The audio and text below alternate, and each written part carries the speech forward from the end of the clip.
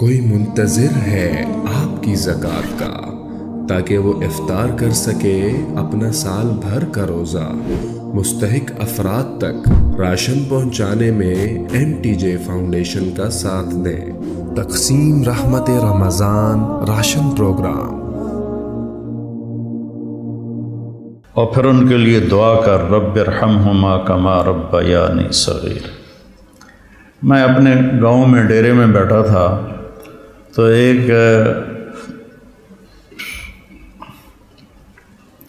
شخص میرے پاس ہے اپنے بیٹے کو لے کر، رحم دین اس کا نام تھا، فوت ہو گیا۔ اس کا بیٹا ایک مدرسے سے فارغ ہو کر آیا تھا، مجھ سے کہتا ہے میاں صاحب، ہمیں وہاں میاں صاحب کہتے ہیں، میاں صاحب اے میرا پتر پڑھیا تو ہے پر کڑیا کوئی نہیں۔ ایک ان پڑھ آدمی کا تجزیہ، اے میرا پتر پڑھیا تو ہے پر کڑیا کوئی نہیں۔ دودھ جب کاڑا جاتا ہے نا تو وہ ملائی آ جاتی ہے اور وہ ذرا گاڑھا بھی ہو جاتا ہے، مزیدار بھی ہو جاتا ہے۔ تو ہمارے بچپن میں اتنے بڑے بڑے گڑھوں میں سارا دن دودھ کے نیچے اپلے وہ جلتے رہتے تھے اور وہ اتنی بڑی ملائی کی تہ اس پہ آتی تھی اور پیلا زرد ہو جاتا تھا، تو وہ بہت پسند کیا جاتا تھا پینے میں بھی، اس کی ملائی کھانے میں۔ تو جو آدمی ایک اچھے کردار والا بن جاتا تھا تو اسے کہتے تھے میاں کڑے ہویا ہے۔ اب سمجھ گئے یہ مثال؟ اے میرا پتر پڑھے آتا ہے پر کڑیا کوئی نہیں۔ میں کیوں ہے کہ تو ماں پیو نال گل کرن دا ہی ول نہیں آتا، اسے تو یہ نہیں پتا کہ ماں باپ سے بات کیسے کرنی، اتنی بدتمیزی سے بولتا ہے۔ تو یہ مٹی تے سو پڑھ کے آیا، تو میں تم سے یہ نہیں چاہتا ہوں کہ تم جاؤ تو تمہارے ماں باپ کہیں پڑھے آتا ہے پتر پر کڑیا کوئی نہیں ہوں۔ تم اپنے ماں باپ کے سامنے وخفض، جھک جاؤ، لہما جناح الذل من الرحمہ، محبت سے، جبرن نہیں، محبت سے، اور دل سے یہ دعا کرو رب ارحمہما کما ربیانی صغیر۔ جب سے میرے ماں باپ فوت ہوئے، 88 میں میرے والد فوت ہوئے، میں نے 10 نفل شروع کیے ان کے لیے۔ 2001 میں والدہ فوت ہوئی، اب ان کو بھی 20 سال ہو گئے، 21 سال۔ میں دونوں کے لیے 20 رکعت نفل روزانہ پڑھتا ہوں۔ میں بیمار ہو جاؤں تو الگ بات ہے، سر میں درد ہلکا پھلکا ہو تو میں پڑھتا ہوں، شدید ہو جائے پھر رہ جاتا ہوں۔ تو میں 1000 نفل بھی روزانہ پڑھوں تو میں والدین کا حق ادا نہیں کر سکتا۔ ایک شخص آیا، حضرت عبید اللہ بن عمیر تابعین میں سے ہیں، کہ جی میں نے خراسان سے اپنی ماں کو کندھے پہ بٹھایا اور مکے تک لا کے سارا حج اس کو اپنی کمر پہ بٹھا کے کروایا، میں نے ماں کا حق ادا کر دیا۔ تو انہوں نے کہا ولا طلقۃ واحدہ، ایک طلقہ کا بھی حق ادا نہیں۔ طلقہ کسے کہتے ہیں کہ جب بچہ پیدا ہونے لگتا ہے تو ماں کو دردیں، کوئی لہریں اٹھتی ہیں، وہ ایک لہر آتی ہے اس کی چیخیں نکال دیتی، پھر وہ لہر تھم جاتی، پھر دوبارہ اٹھتی ہے تو پھر اس کی چیخیں نکلتی ہیں، پھر وہ تھم جاتی۔ ایسے گھنٹوں وہ لہریں چلتی ہیں اور وہ جو ماں ہوتی ہے وہ تڑپ تڑپ کے کہیں جاتی ہے۔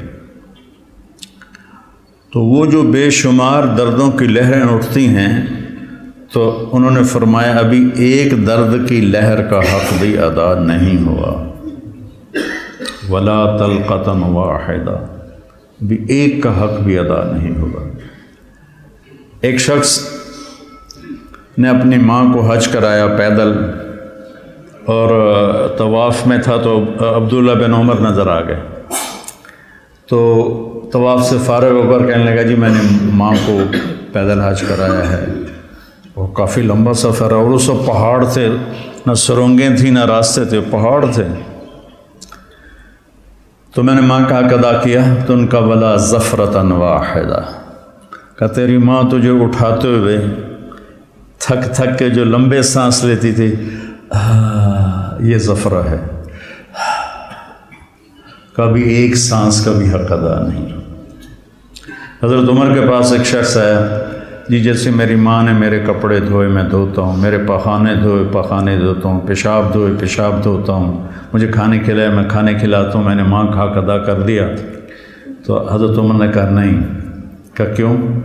کہا وہ جب تجھے پالتی تھی نا، تیرے پیشاب پخانے دھوتی تھی، تیری زندگی کے لیے دعا کرتی تھی، اور تو جب اس کے لیے یہ مشقت اٹھاتا ہے تو کہتا ہے یا اللہ جلدی بولا، اللہ تھک گیا، تو نے ماں کا حق ادا نہیں کیا۔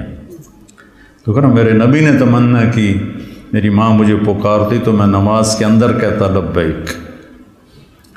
تو بچوں، آپ ابھی بچے آپ کے ماشاءاللہ والدین زندہ ہوں گے انشاءاللہ، اللہ خیر کرے، کسی کا فوت بھی ہو جاتا ہے تو اللہ کی تقدیر ہے۔ تو یہ میرے رب کا اس کو اتنا دہرایا اللہ نے، پورے قرآن میں دہرایا ہے، پورے قرآن میں دہرایا کہ اپنے ماں باپ کے ساتھ وہ جو وصایا ثلاث ہیں، اللہ تشرکوا باللہ شیئا وبالوالدین احسانا، وہاں بھی سورہ انعام میں 3 وصیتیں قرآن میں آتی ہیں۔ تو پہلا ہے شرک نہ کرو، اور پھر بالوالدین احسان، والدین کے ساتھ احسان کرو۔ احسان ہوتا ہے کسی کام کو سب سے اعلیٰ درجے پر کرنا، اس کا نام احسان ہے۔ هل جزاء الاحسان الا الاحسان، تو اللہ پر کوئی احسان تو نہیں چڑھایا ہم نے۔ هل جزاء الاحسان کہ تم نے میری اطاعت کو بہت اعلیٰ درجے پہ پورا کیا، تو اب میری طرف سے تمہارے اوپر بھی بہت اعلیٰ درجے کا صلہ آئے گا، اور وہ جنت ہے۔ ابن القیم نے روایت نقل کی کہ ایک آدمی ایسے بیٹھا ہوگا تو ایک منظر، صرف ایک منظر کو دیکھنے میں اسے سالہ سال گزر جائیں۔ 70 سال کا مطلب ہوتا ہے بہت زیادہ، وَإِن تَسْتَغْفِرْ لَهُمْ 70 مَرَّةً، پتہ نہیں کتنے سال وہ ایسے بیٹھا اس میں گم مزہ لیتا رہے گا، مزہ لیتا رہے گا، مزہ لیتا رہے گا۔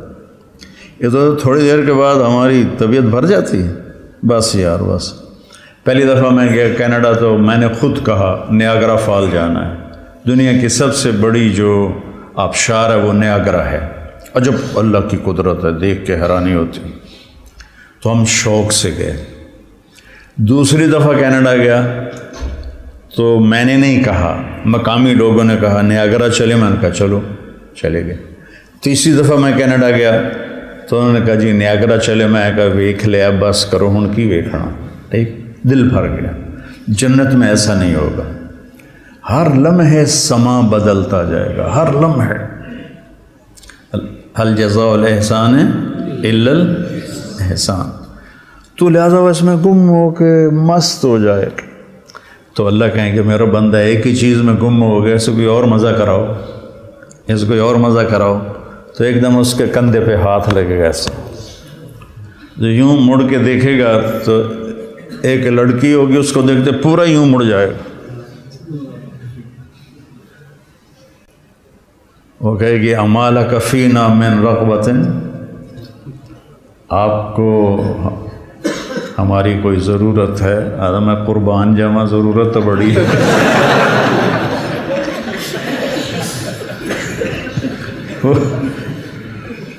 وہ کہے گا تو ہے کون، تو میری جنت میں سے نہیں ہے؟ تو وہ کہے گی انا من اللواتی قال اللہ تعالی ولدینا مزید، میں ان میں سے ہوں جن کے بارے میں تیرے رب نے کہا ہے صرف ایک دفعہ دینے کے بعد بس نہیں کروں گا، ولدینا مزید، دیتا ہی جاؤں گا، دیتا ہی جاؤں گا، دیتا ہی جاؤں گا۔ هل جزاء الاحسان الا الاحسان، تو وبالوالدین احسان کہا ہے، خدمت نہیں کہا، اچھا سلوک نہیں کہا، سب سے اعلیٰ درجے کا جو سلوک تم کر سکتے ہو کرو۔ میرے والد تبلیغ کے مجھے گھر سے نکالا تو قائل کیسے ہوئے؟ جب میں رائمنڈ سے آتا تو ان کو جسمانی خدمت کرتا تھا، حالانکہ نوکر ہوتے تھے، دبانے والے، تیل لگانے والے، سارے کام کرنے والے، لیکن جب وہ رات کو لیٹتے تو میں نوکروں کو بھگا دیتا اور میں اکیلا ان کو دباتا تھا، پھر ان کے سر میں تیل لگاتا تھا۔ اس خدمت نے ان کے دل کو رام کر دیا، کیونکہ پہلے میں ذرا گستاخ تھا، بدتمیز تھا. تو گھر میں جو دعوت ہے وہ اخلاق سے چلتی ہے. وہ یہ نہیں کہ آپ بیوی کو بٹھا کے دعوت دینا شروع کر دو کہ بیگم دنیا فانی ہے.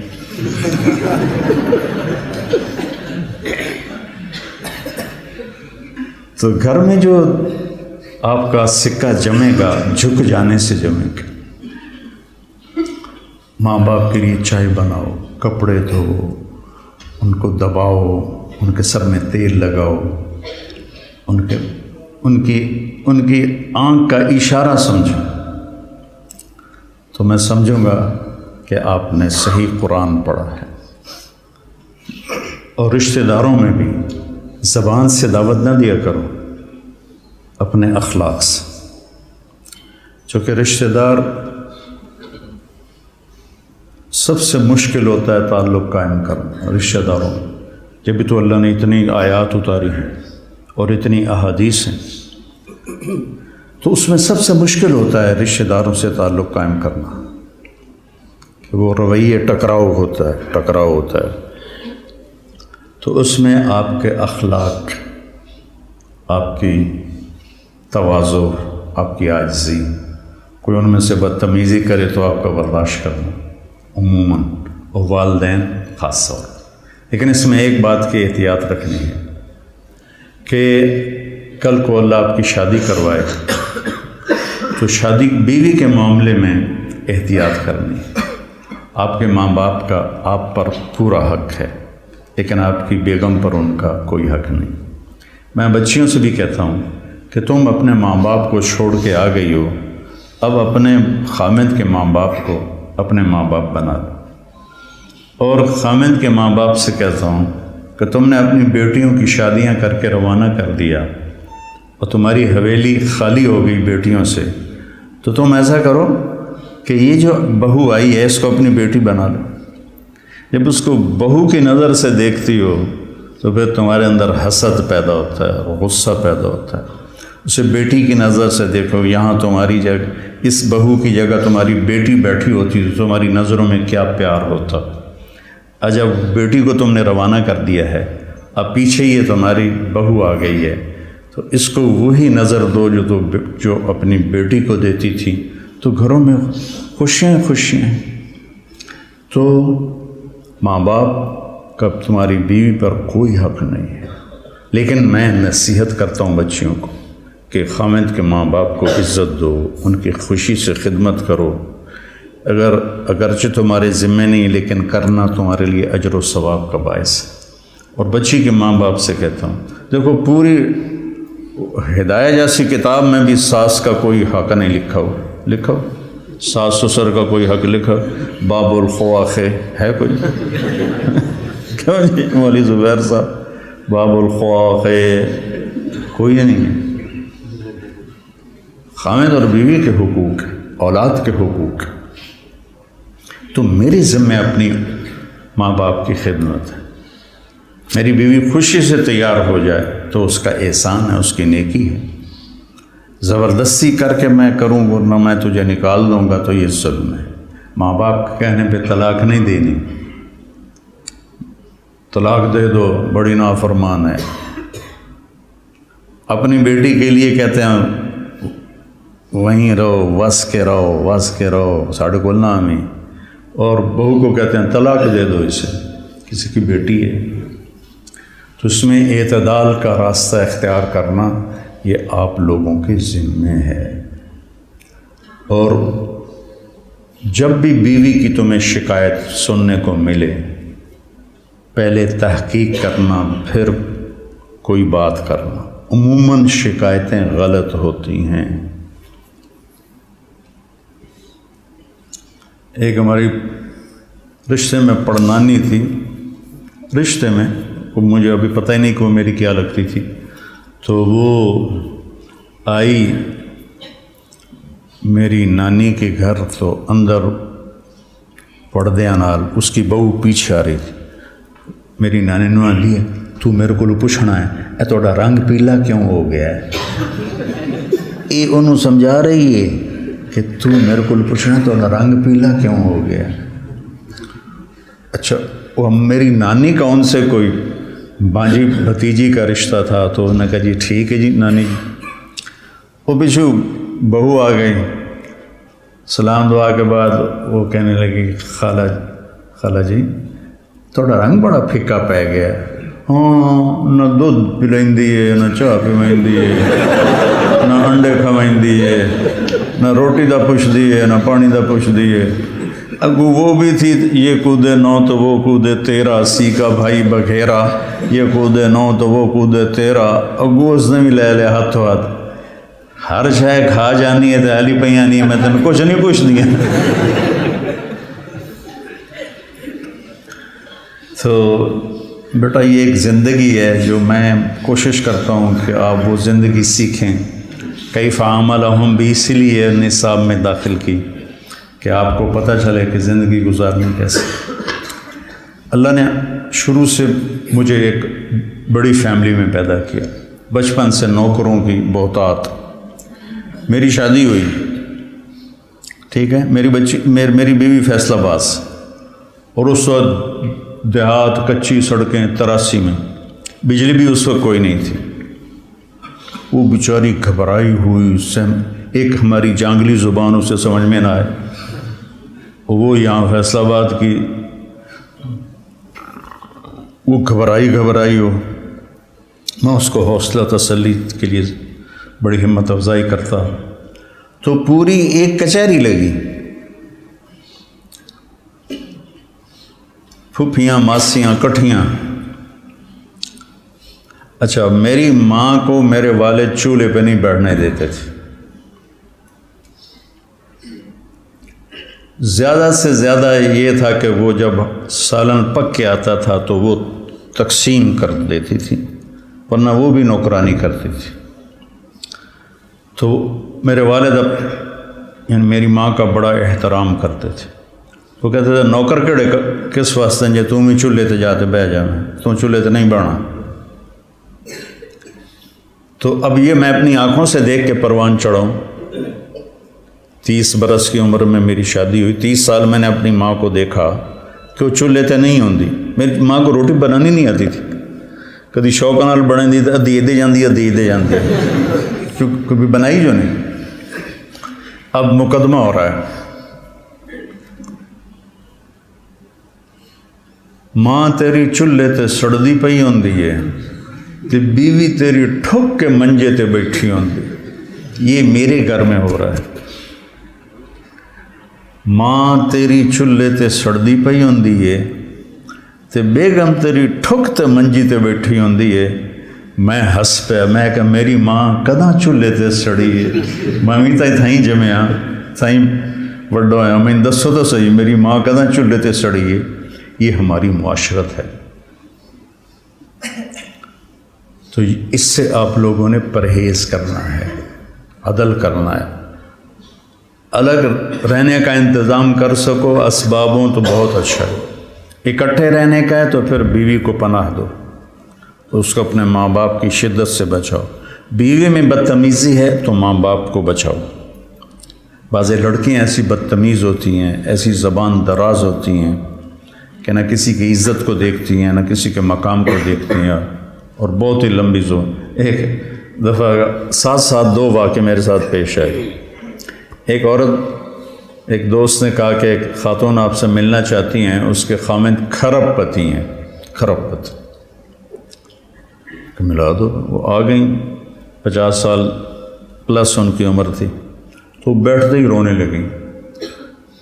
ایسا ہوتا ہے ابھی پہلے کوئی دکھڑا سنائے پھر وہ بیٹھتے ہی رونے لگے کہ لوگ سمجھتے ہیں میں بڑی خوش قسمت ہوں، بڑے مالدار کی بیگم ہوں، لیکن میں اس دولت کو کیا کروں، میرے خامند کا سلوک ہی اچھا نہیں میرے ساتھ، تو میں اس دولت کو کیا کروں۔ ٹھیک، اس سے کوئی چند ہفتے بعد میں کراچی جا رہا تھا، جہاز میں ایک نوجوان بڑا خوبصورت میرے پاس آ گیا، کہنے لگا مولانا صاحب اللہ نے مجھے سب کچھ دیا ہے، رزق دیا ہے، گھر دیا ہے، دولت دی ہے، لیکن میں اپنی بیوی سے اتنا تنگ ہوں، اس کی 30 فٹ لمبی زبان ہے۔ میں کہا 29.5 فٹ کٹ دے، باقی 6 انچ منہ چڑھا۔ اس کی 30 فٹ لمبی زبان ہے.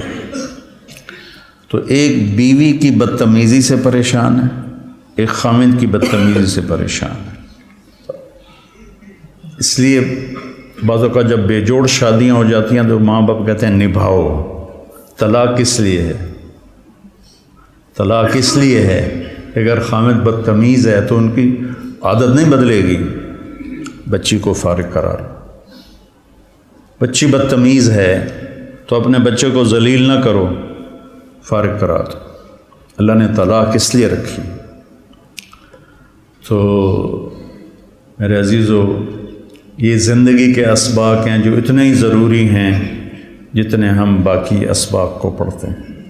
کوئی منتظر ہے آپ کی زکوٰۃ کا تاکہ وہ افطار کر سکے اپنا سال بھر کا روزہ.